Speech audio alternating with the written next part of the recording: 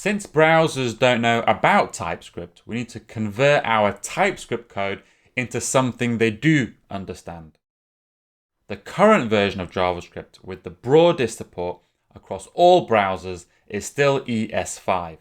So that's what we currently convert our TypeScript code into. The process of converting TypeScript into ES5 is called transpilation.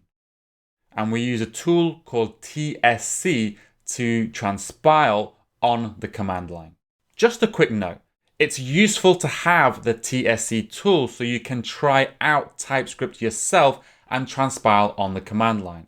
But it's not necessary to do this in your everyday Angular development. Projects built using the Angular command line tools use the Webpack bundler, which handles transpilation of your TypeScript code for you.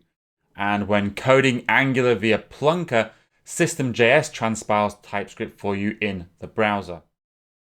It is good, however, to have TSC installed specifically if you want to quickly try out some TypeScript features and see how they are transpiled into ES5 and ES6. And in this section, when I'm demonstrating TypeScript features, I'll be using the TSC tool. TypeScript is built using Node, and we install it by using the npm Node Package Manager tool. So you just type in npm install -g TypeScript. Pressing enter will install the TypeScript compiler and its executable TSC onto your path. To make sure everything's worked, you just type TSC-v and you should see something printed out to the screen. I have version 2.0.3 printed out. You should at the very least have version 1.8.0.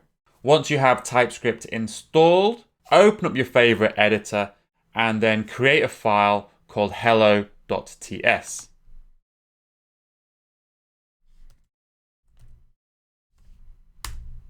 JavaScript files end in .js and TypeScript files end in .ts. Inside that file, type console.log and then let's say hello world. Let's use this new multi-line string feature. And then in your terminal, just type tsc and then the name of our file, which is hello.ts. Now, if everything transpiles correctly, we should find a JavaScript file sitting next to our hello.ts file. In WebStorm, it puts the file under the hello.ts file, but actually if you look in the directory, you'll see that they sit next to each other. And you can open up the compiled hello.js file and we can see there it's converted our multi-line string into a single line string.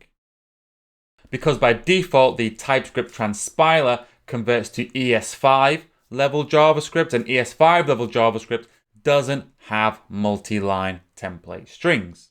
And then to run our JavaScript file on the command line, we can just type node and then the name of our JavaScript file, hello.js. And here we go, it prints out hello world to the terminal. We can watch a TypeScript file for changes and compile it automatically by typing tsc-w and then the name of our TypeScript file.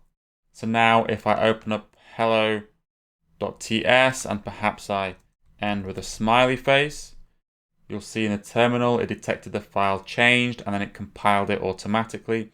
So now if I open up our hello.js file, you can see there it printed out a smiley face. Actually, I wrote hello word, not hello world.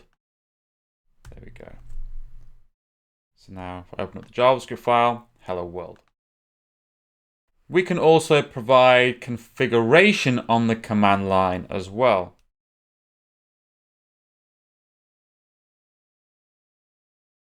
I provided the configuration parameter of -t, which is shortcut for target, and -t ES6 is a flag to tell TypeScript to transpile into ES6 instead of the default ES5.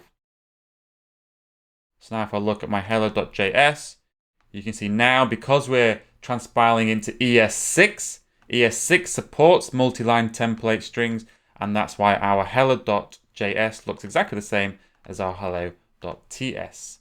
However, if we want to watch a whole directory's worth of files, we need to use a configuration file. And we can create a configuration file with the most common settings like so. Just type tsc --init. And then if you look in the folder, you'll find that we have a tsconfig.json file created. And we can use this file as is, or we can change any of the settings that we want, or add any other settings that we want.